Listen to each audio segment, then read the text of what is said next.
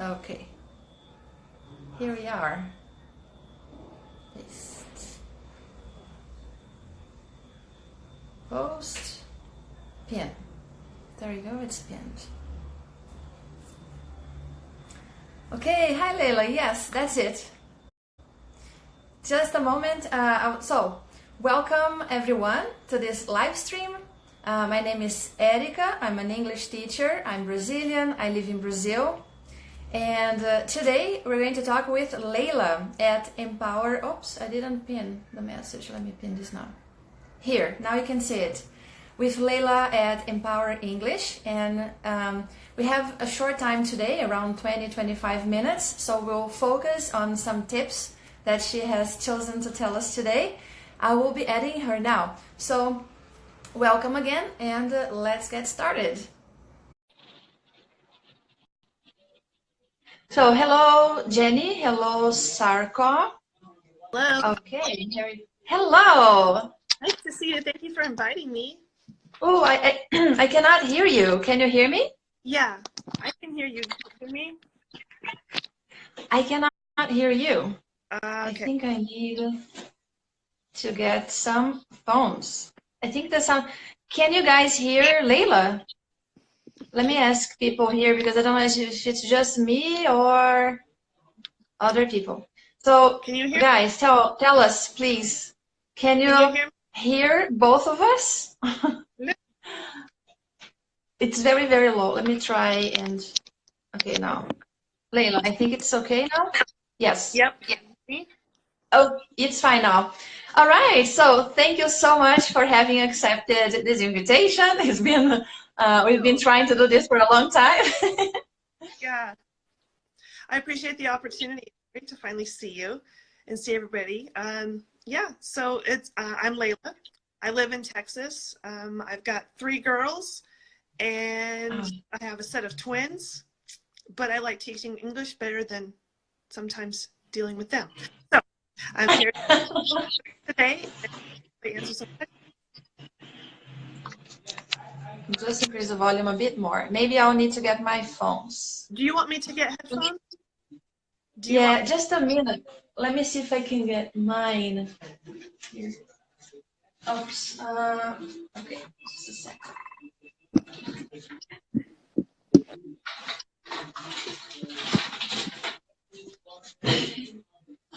I've got some phones here. Just need to untangle them. Okay. If you need me to go get okay. My camera's crooked. Leyla, so we were talking about the first idea was to play that phrasal verbs game, but then I decided to change to talk about tips. I think it can be. I like both ideas, but let's talk about the tips today. So, did you prepare a few tips? I did. Cool. So most of the people that I work with are trying to develop conversational fluency for business or for even the IELTS exam, job interviews, situation for conversational English. And so what I thought would be helpful was to recommend that people record themselves. A lot of people hate this, a lot of people hate this idea. Yeah. If you can find, there's a couple of ways, there's many ways to do it. But the first one would be to find like a clip that you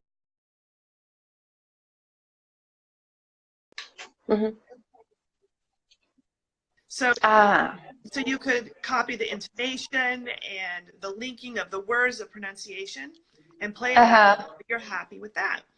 Another is to talk about a topic that you feel comfortable with. Start out with like where you're from or your, and then listen to it a few times. Listen the first time for, oh my gosh, did I repeat the same word 5 times? Should I find a sentence? And then listen again for vocab, for grammar. Then for excuse me. Many people find it so hard to listen to themselves. Yes, it's true. This is actually one of my favorite tips. That's something that I do when I'm learning a language. I tell people to do it too, but I find a lot of resistance. So how do you convince, I don't know, or what do you tell your students to make them at least feel more open, a bit more open to try this out? Right. I think you have to sneak up on it, meaning you have to go slowly. And one thing you can do is, again, to start out with something that you're comfortable with. If you love watching Simpsons and you have part of an episode memorized, say it out, then repeat and listen to it, and then move on to talk about, just for 30 seconds, tell me where you're from. And these are conversation questions that you'll get on the IELTS, that you'll get in a job interview, that you'll get anytime. But then increase the time, and then make the topic more difficult. So step by step, you gain confidence because you have small successes. Yeah, that's right. Do your students do that? What are the difficulties they feel? What do you observe are the most common? I don't know, mistakes maybe, or when they watch themselves. What are the first kind of things they observe? Is it grammar? Is it, oh my God, my grammar is bad, or pronunciation, or repeating words, like lack of a wide range of words to use? What do you see is the... I would go back and I don't get to see my students do this on their own study time, which is usually when I recommend do it. But when I do it in class with them, I think the first thing that they notice is increased fluency, speed of speaking, and encouraged by that. The things that they notice for mistakes are probably the grammar, subject-verb agreement, or like you said, I didn't quite say that word correctly. They pick out the areas that they know are weaknesses, and that's they can hear it. Yeah. That's the thing that they hear. Okay. Let me ask here. Hello, Online Teachers Collection. Can you hear both of us? Okay. Is the sound okay? And the second question is, do you guys, 4 people here, hello, online teachers, do you do this? Do you record yourselves when you're practicing English? Have you tried this before? Hello, Alex. Hello, Aboda. Have you tried recording yourselves to practice, to learn? Hello, Paula. Yeah, I like to ask them because, yeah, so the sound is good. Has anybody tried recording themselves? Sorry? I'm just repeating the question you had said. Did anybody ever record themselves? Yeah. Hello, Teacher Natalie. Teacher Natalie, do you or your students record yourselves to improve your English? I do that. I love doing that. I have another Instagram account because I love learning languages, and on that account I only have videos, and I get short sentences from simple texts. I like to memorize the sentences, because if you really like a Simpsons episode, for example, you will end up memorizing everything because you will watch it so many times. But I just select a few sentences, I memorize them and record them, and then I listen to myself. And usually the pronunciation is not quite right, especially in German, for example. But so Teacher Natalie does that. You like that, right? It works for you. It's good to know more people who are doing this. I like to, when I give examples to people, I like to name people, so you'll be included, Teacher Natalie. Very nice. People really Leyla, so, I don't know what other tips you're going to tell us, but I saw on your page that you focus on job interview, English, right? And IELTS. Yes, I enjoy teaching speaking IELTS and preparing people for job interviews, and getting that confidence that you need to answer those expected questions. But another tip I have that's related to those is, please don't memorize answers. Please do not memorize. Don't write it down word for word and memorize it. You can repeat the same content, but every time you say it, you're going to use a different word. You're going to use a synonym, and you're going to have it sound more natural and be more fluent. So don't write down and memorize your answers for either one of those situations.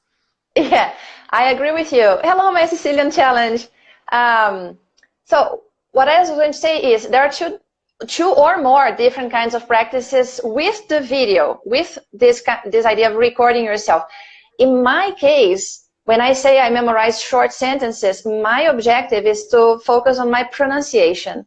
It's not fluency. It's not, especially because I'm a beginner. If a person is preparing to do the IELTS test, is already probably high, intermediate, advanced student who has kind of mastered at least the basic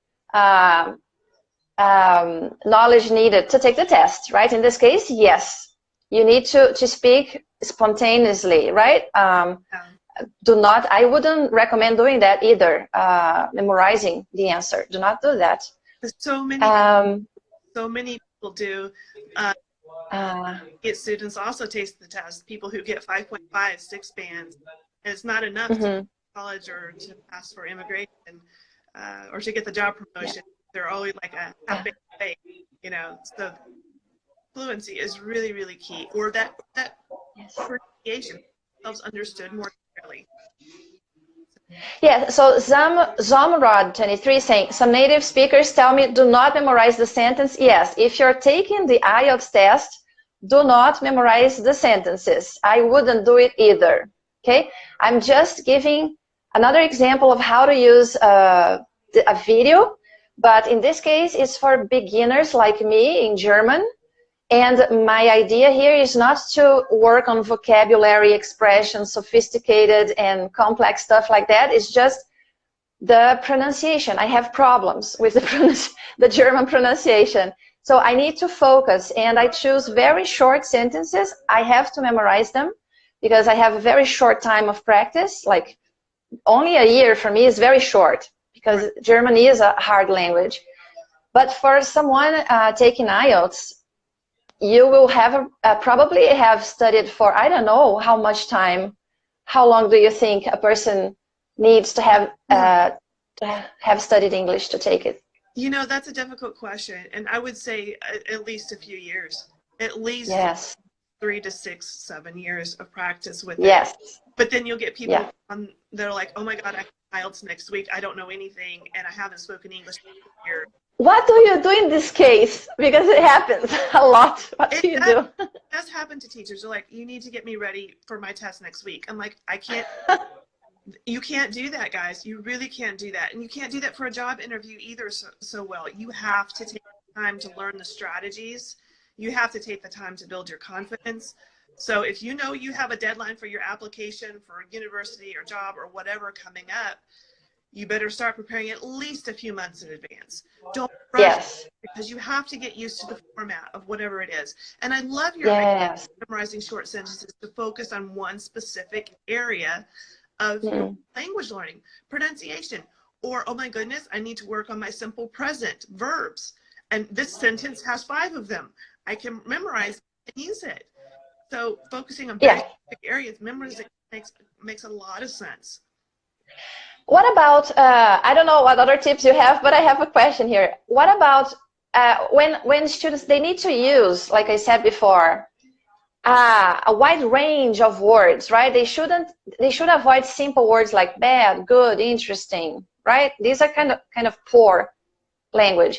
So how do students remember? How can they remember more words to make their descriptions more detailed, you know, to become more expressive and things like that? I'm going to answer that in parts. One is use bad, use good, but use them once in your answer, whether you're talking for IELTS or in a conversation with friends. Because if you start spouting or using very high-level vocabulary, you're going to sound goofy. And they're going to memorize the thesaurus, and they're also going to know that the synonyms that you're using, you don't know well. Okay, good, because excellent. Synonyms that you don't use well show that you don't have the vocabulary.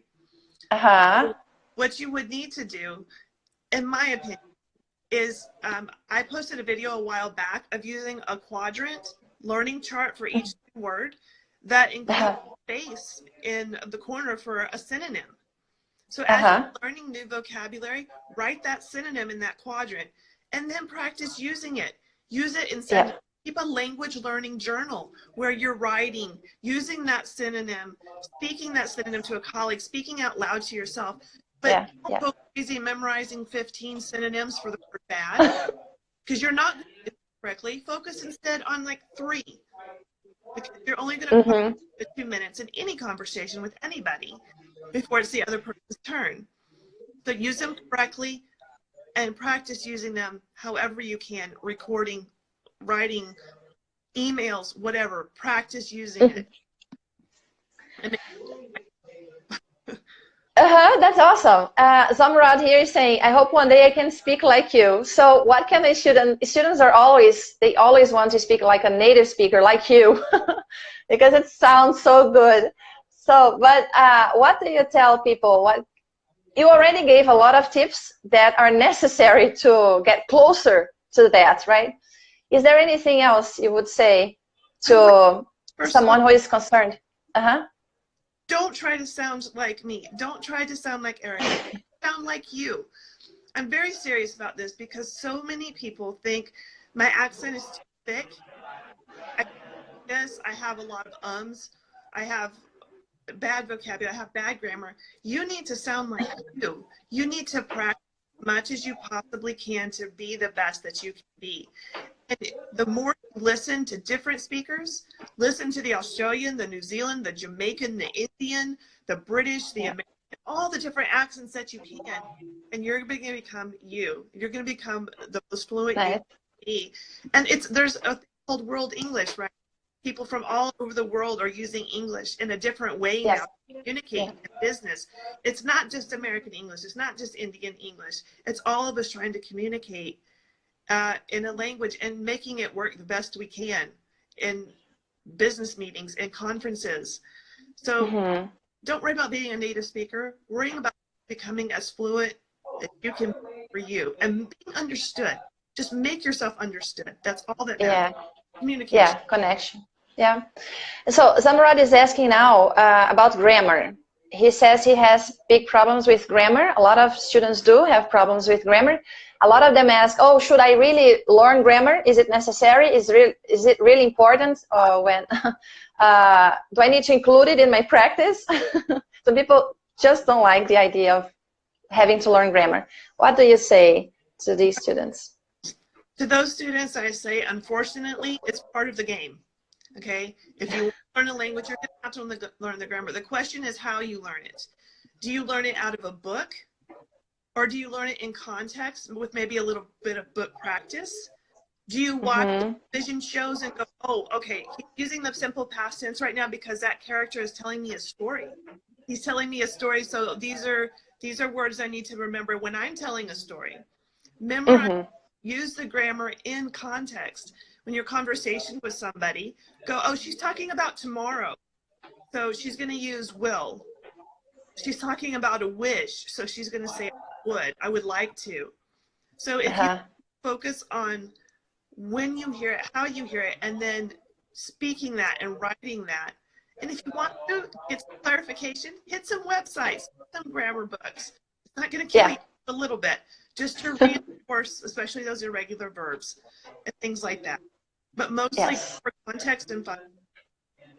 That's a great tip. Hello, Melia. Okay, I asked a lot of questions. Do you have other tips? I love your question. I think one that I would say is make use of the online resources that are there. There are thousands of us English teachers posting videos just on Instagram alone, Facebook. My favorite website to send students to is breakingnewsenglish.com. Oh, Breaking News English. Because it has, I'm going to type it in here. It has 2-paragraph stories that you can use to learn new vocabulary, and you can choose from 0 level to level like 6 or 7, and the same story, 2 paragraphs, but it has new vocabulary. They have games you can play to reinforce. They've got writing exercises that you can do on your own. You can also listen to the stories being read. I was going to ask. In British awesome. English at different speeds, slow. Wow. that so you can practice your listening. You can practice doing the discussion with a friend or by yourself. So it has everything that you can do, and you can do it, and it's free. I love it, and it's contemporary information, news, so you can talk about it in conversation with anybody right away. It's immediately usable. So that is probably great tip. my favorite English tips: is go to Breaking News English.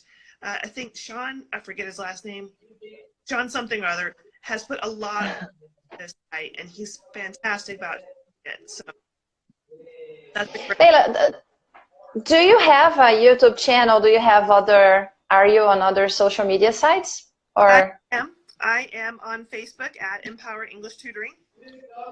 You can also find me on YouTube at Empower English Tutoring. I don't have a lot of subscribers, but so guys, follow Leyla on Facebook, on YouTube here. I appreciate that. And then you can always, if you need to get in touch with me, you can go to empowerenglishtutoring.com. If I can type a website. My fat fingers here. Yep. Oh, great. And so, and I offer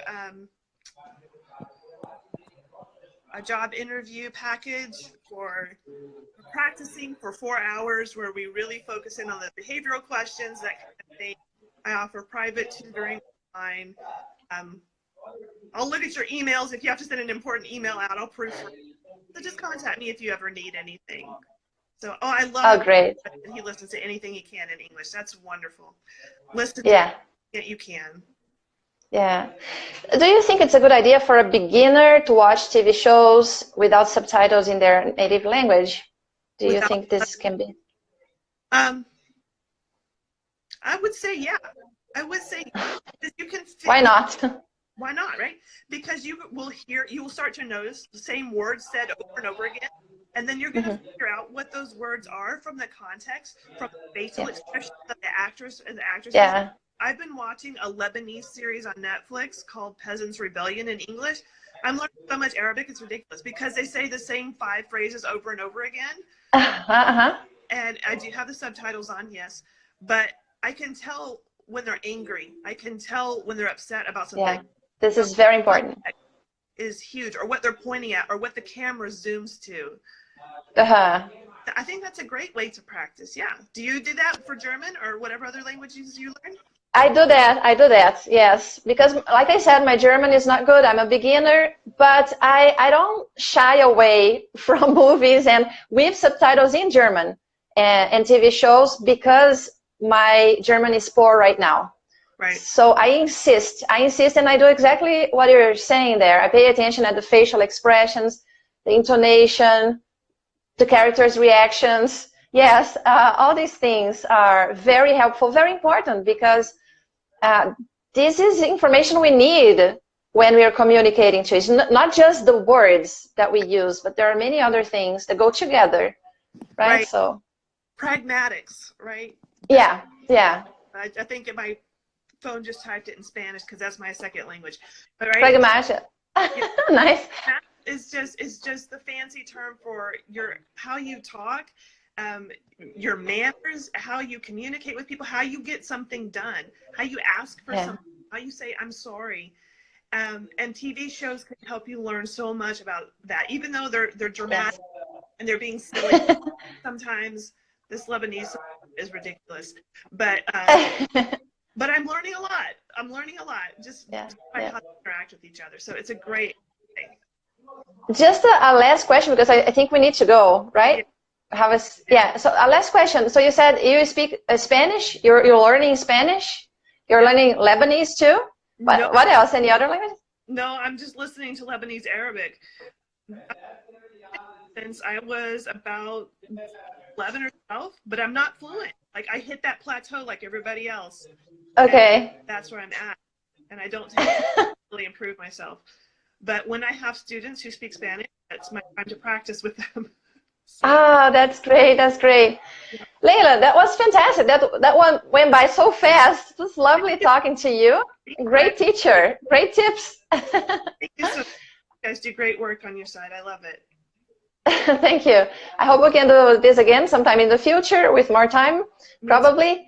So, but we'll have to end it here today. Thank you guys for joining the live today. Oh, you know Arabic, Zamrad. Yes, I want to learn it too. So have a great day, a great time, and thank you, Leyla. I'll see you next time. Okay? Appreciate it. Bye-bye. Bye-bye.